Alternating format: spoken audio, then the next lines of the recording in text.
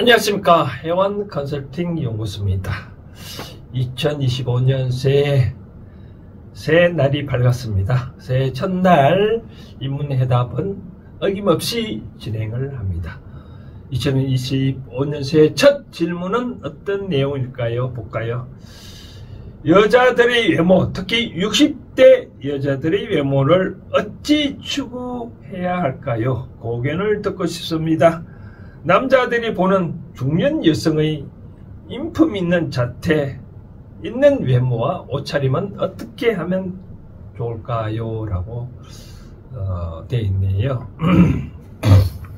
중년 여성 나인 외모, 이 외모가 하루아침에 달라질까요? 저는 최근에 50대, 60대 분들이 눈이 처진다, 수리를 시키면서 성형을 하고 싶다 등등을 하는데, 저는 이제 50대, 60대 되면 굳이 그렇게 성형을 해야 될까 싶습니다. 성형을 해야 될까? 자연미가 가장 좋지 않을까요? 자연미.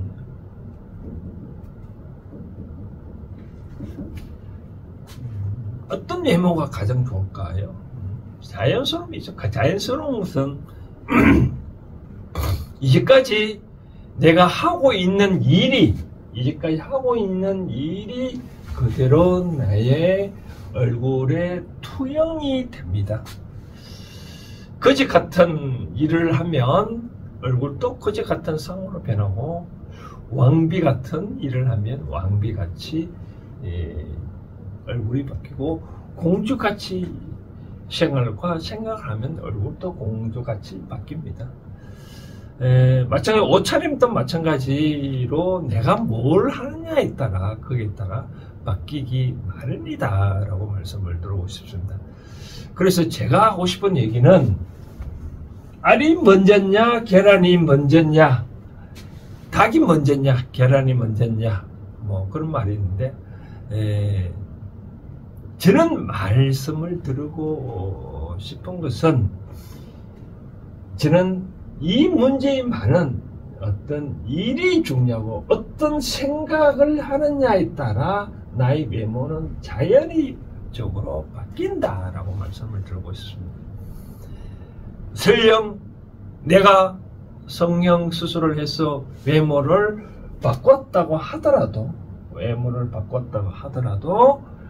아무 일 하지 아니하고 내 생각이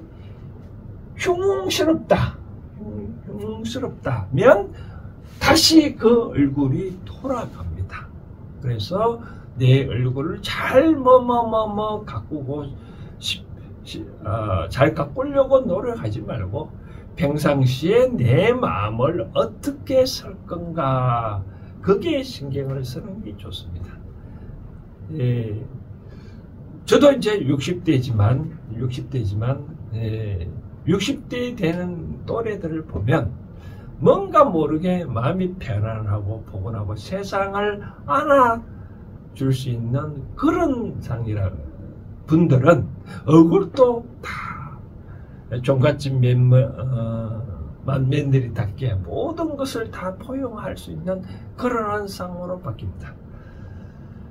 생활에 찌들고 뭔가 모르게 옹색하고 인색하고 그런 사람들을 관상을 보면 얼굴에 다 그렇게 나더라고요. 저 사람은 부자고, 저 사람은 현재 가난하구나, 저 사람은 현재 고생을 하고 있구나, 그런 게 다 얼굴에 나타납니다. 그래서 우리가 이런 말 있잖아요. 관상을 본다고 얘기를 하는데, 관상을 본다고 얘기를 할 때, 맨 처음에 우리가 수상이라 해가지고 손금을 보잖아요. 그렇죠? 손금을 보는데, 손금을 볼 때, 손금보다 더 중요한 게 관상이거든요. 관상보다 더 정확하게 뭐냐면, 심상이라고 얘기를 하고 있습니다. 심상. 심상이 얼마만큼 좋으냐에 따라 내 모든 것이 바뀐다라고 생각을 하고 있거든요. 그래서 수상보다 더 정확한 게 관상이고 관상보다 더 정확한 심상인데 심상은 거꾸로 관상에 영향을 미칠 수밖에 없다라고 말씀을 드리고 싶습니다. 그래서 어떤 외모, 어떤 스타일, 나의 마음을 먼저 바꿔보라. 이 세상에 내 앞에 온 환경은 그거에 대해서 어떤 것도 분별심을 일으켜서 내 마음을 동하게 하지 말라. 만약에 옆에 누가 떠들어대고 화를 내고 반찬을 어떤 가게에 같이 친구들과 같이 식사하러 갔다. 그러면 내 옆에 있는 친구가 종업원하고 다툰다.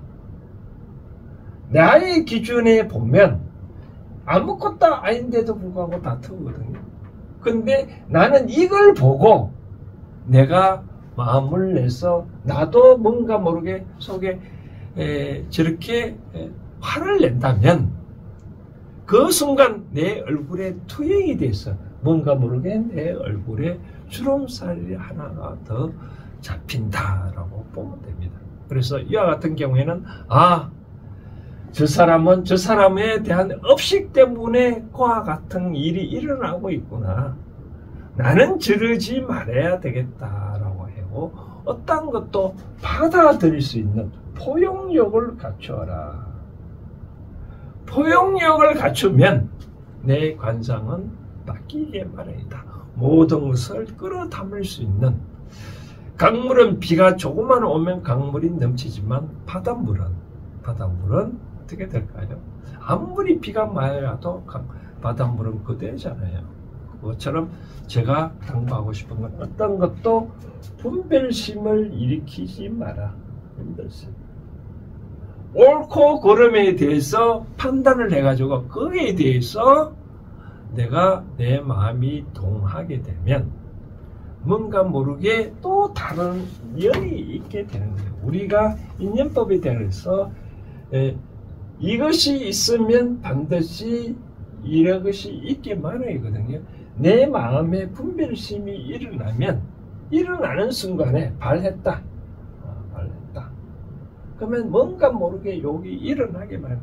욕이 일어났다면 내 몸에 영향을 미친다. 우리가 얼굴이 까마귀 짭짤하고 나는 분들을 보면 술 많이 마신 사람들이 간에 영향을 안 좋거든요. 간에 안 좋으면 얼굴이 까맣게끼리 합니다. 그것처럼 그러면 그와 같이 분별심이 일어나면 반드시 내 몸에 작용을 한다. 내 몸이 아프면 내 얼굴도 아픈 상을 지킨 마련이다. 하고 싶습니다. 그래서 내가 어떤 외모, 어떤 옷차림을 해야 될까? 그에 대해서 신경 쓰지 말고 이 혜원이는 그것을 강조하고 싶습니다. 내가 현재 어떠한 생각을 하고 있고 어떤 마음을 갖고 있고 내가 무슨 일을 하느냐에 따라 당연히 외모는 그렇게 받아들인다. 이 세상의 모든 남자들은 다 획일적이지는 않습니다. 갑돌이 같은 인간형을 원하고 또 삶이 있는 반면 또